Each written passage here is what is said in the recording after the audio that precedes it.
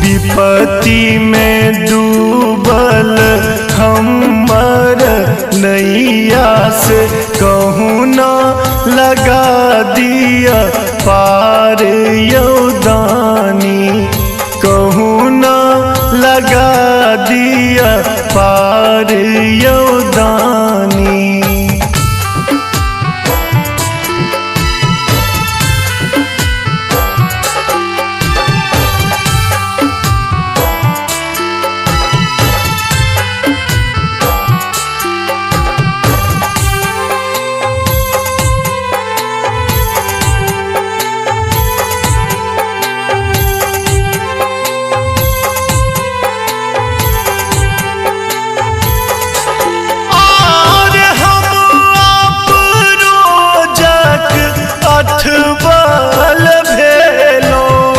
अठबल भेलो सुनियो ने हमर पुकार यौदानी, अहाँ के अछत हम टुअर बनल छी, गत्र गत्र फाटल उघार यौदानी, कहूँ न लगा दिया पार यौदानी।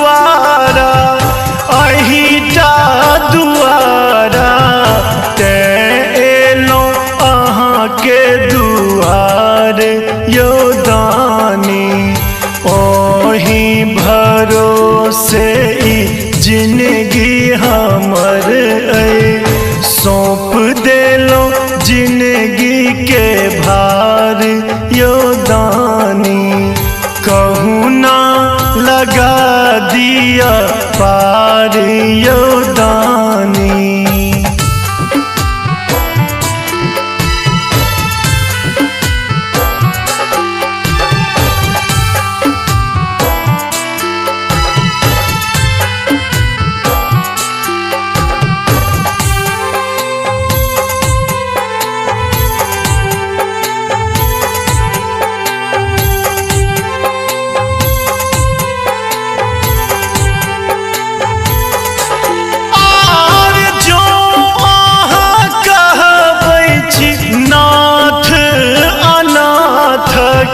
नाथ अनाथक करियो ने तखन विचार यौदानी, फसल दुखक सागर उज्ज्वल लिखे आख, माधव के करू बेरा पार यौदानी, कहूँ न लगा दिया पार यौदानी, कहूँ न लगा दिया पार यौदानी, कहूँ न लगा दिया पार यौदानी।